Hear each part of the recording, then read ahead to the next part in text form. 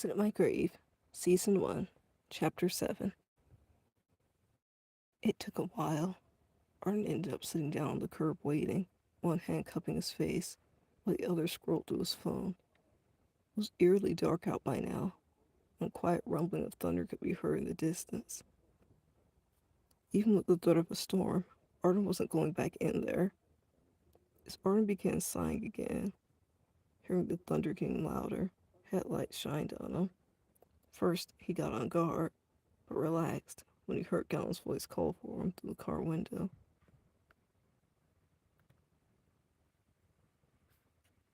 Arden walked up to the car, hopping in the passenger seat, slamming the door behind him.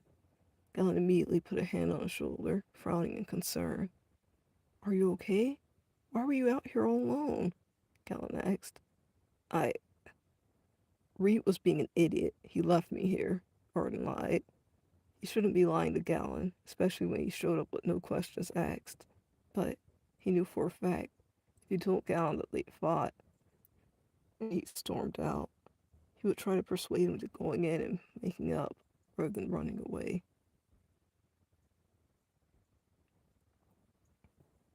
Arden would get annoyed with Gallon if he started spewing all of his advice on the importance of family. Gallon was called emotionally intelligent by a lot of people. Arden thought of it as just being naive. He chalked up to Gallon's family just being better than his was, which is why he cared for them so much. He was in an annoying bubble that Arden couldn't stand sometimes. "Left you here? Really?" Gallon questioned in confusion. "You know how he is. Now come on, can we just go? It's getting late," Arden said. "Yeah, sure. Sorry about that. I guess that's why you wanted me to go," Gallon said with a slight chuckle, although now he was feeling guilty about not accepting his invitation earlier. "It's all good," Arden muttered, as Gallon backed up and drove onto the road. The two didn't talk as much as normal. Arden was still pretty steamed from earlier, and Gallon was sleepy and focusing on the road. Gallon eventually got him home, and before Arden could get out of the car, his phone lit up. Reed was calling him. "Who's that?" Gallon asked. Arden put his phone in his pocket, hiding it. "Random number. Anyways, I'll see you tomorrow. Good night," Arden told him. "Alright, be safe, man. Good night," Gallon responded. He grabbed him into a one-arm hug. They let each other go, and Arden left, waving to him one last time before he entered the house. He heard Gallon drive off after that. The house was quiet and dark. He wasn't sure if Renly was even home at that moment, but he didn't mind. He wanted to be alone. He was tired of dealing with everyone. He felt dumb for even going to that party. He and Reed were two different people. Even if they had a somewhat better relationship when they were younger, Arden now viewed that as a waste of time. Arden rounded the corner, going to his room, slamming the door shut. He was frustrated. He didn't have anyone who really understood where he was coming from. It made him crazy. He just wanted to dive into his studies. Pouring his mind into that blocked everything else out. All that meaningless nonsense. Slowly, his hand moves across the sheet. He slid it under his pillow, grabbing his book. Arden frowned when he felt it and pulled it out. It was open on a page, although he remembered shutting it before he left. Who would have? Arden pondered. The only person he knew that came into his room and didn't respect his privacy was Reed. Arden's fingers clenched on the book, thinking of him. Some brother. It was just as bad as some of the people at school. He had the nerve to think it was all funny. Arden sighed, trying to calm down. As he flipped through, he saw where his book's page had been torn out. Read again. He tore it, just for a stupid joke. After all the time he took to find it, Reed tore his book like it was nothing. Thinking of that made Arden recall what he and Gallon were trying to do. They never even got to finish, but it didn't matter. There were plenty of other things he could read about and try to conjure up within that book. Book of Edelon Maledictio, Arden muttered to himself. He sat there with the book light in the otherwise dark room, began immersing himself in the pages. He decided to check the section the book had been flipped to when he got there, just to see what it was. Clarity, despite the judgment eyes. Bathe yourself within your heart's yearnings. Forward margin to self-seek. Comprehension held away. Expand thy world. As the feeble-minded glorified flower just wilt. Arthur read. He furrowed his brows as he read it again. What did it mean exactly? He wasn't sure. The warmth he felt and the tingle in his head made him want to keep going. He loved soaking in information like this. Real information. Least likely to succeed, Arthur thought with a scoff. Half the people who voted on that in his yearbook were probably the same ones who completely lost once they were out of school. Thought teachers and parents would praise their every movement. Arden thought haughtily, especially people like Reed. Arden snuggled down and continued reading, blocking other things out. Saw Reed's name and number appear on his phone a few times during his reading session, but he only rolled his eyes and continued on, ignoring him. The sound of a hunk broke Arden out of his daze, gotten stuck in. Over an hour had passed by now. It was late. The thunder he heard outside earlier had only gotten louder. Lightning shined through his bedroom window every now and then. Arden put his book down, frowning. Who could have been honking that late at night? His mother wasn't home, and Gallon had already went home a long time ago. Arden walked out of his room, putting a coat on. Peeked out the window, trying to see if he would recognize the car. What are you doing here? Arden walked out aggressively. Reed's car was pulled up. He finally stopped honking once Arden came out. Was now getting out of the car, both seeming ready to face off.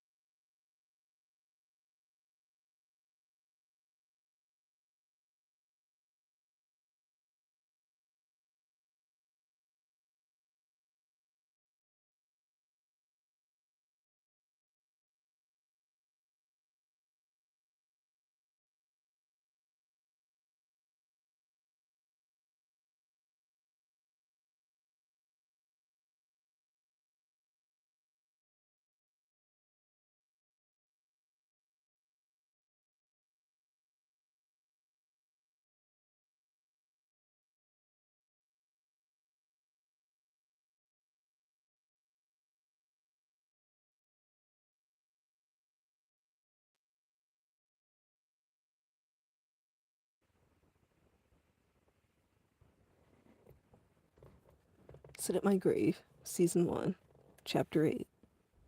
Reed walked up, standing in the small yard, arms lifted in the air, a look of anger and confusion on his face. What am I doing here? Reed questioned, frowning. You disappeared. I was looking all night for you. You left and didn't tell anyone. Reed continued on. If you wanted to know where I was, you should have taken me home, Arthur responded, folding his arms.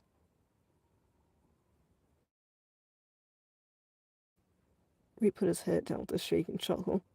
You are unbelievable. You can't just walk out like that when you want to, Reed told him. If you don't want that happening, don't take me to some awful club and leave me next time, okay? Arthur suggested with a smarmy tone. Although a tiny bit of confusion went in his brain, Reed couldn't have been actually out looking for him. You always talk about other people being irresponsible. And look at you. You're acting like a brat. You left in a huff. I missed my concert for what? Reed scolded him.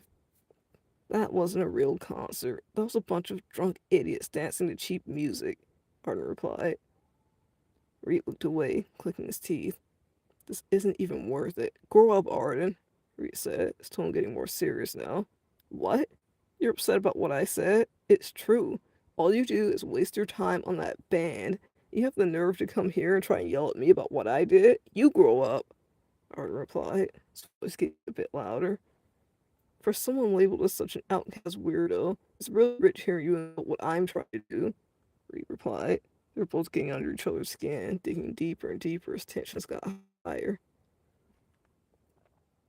Having a hobby that other people don't like is a lot different from being a failure. You supposedly live on your own, but you still come home to get handouts. Who's really least likely to succeed? Arden questioned bitterly with a tilt of his head. The thunder sounded out loudly, but neither flinched, eyes locked on each other. You have no idea what you're talking about.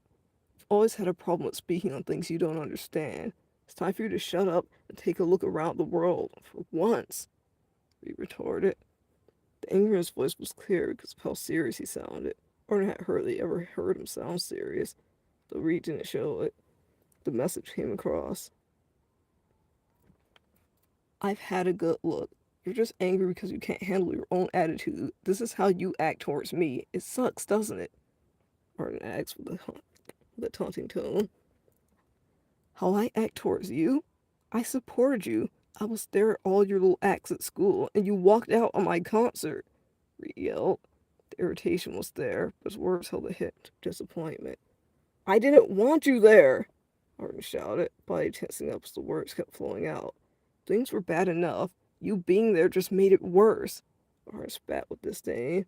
Reed moved back slightly, the frown still on his face. He didn't speak for a moment, almost like he was waiting for something, but soon he moved past it. You didn't want me there? Reed scoffed in disbelief.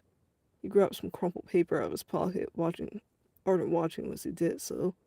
Lightning flashed across again, highlighting Reed's features briefly. Why'd you even invite me to your graduation then? Reed questioned. His face showed the satisfaction of assuming that Arden was just bluffing. You really think I'd invite you? Arden questioned bitterly. He stepped closer, snarling before speaking again. You're more of an idiot than I thought you were. I didn't want you there in the past. I don't want you here now. Mom invited you. She probably invited you to every other event, because it sure wasn't me. Arden finished nastily. Reed squashed the paper back in his hand. You're... You know what, Arden? I've done a lot for you. Other people have done a lot for you. You need to realize everything doesn't revolve around you. There's so much more happening than you know. Stop being a brat. Stop feeling so sorry for yourself all the time, Reed told him, almost through gritted teeth. Arden just scoffed with a shrug. He didn't expect Reed to go further like he had, but he didn't care. He wanted to get it out in the open. If you stop being so full of yourself, maybe you could acknowledge the world around you, Reed said again. Thunder sounded off. Before Arden could speak, rain began drizzling down now. Wind gusts came in roughly. Arden and Reed glared at each other, the playful teasing or otherwise mild fighting they'd done taken another level with what they said. Arden wasn't about to back down now. Don't worry about me or how I see the world. I don't need to hear any of that, especially from you. Arden started again, wiping the rain off his face quickly. I didn't need you before, and I don't want you at my graduation.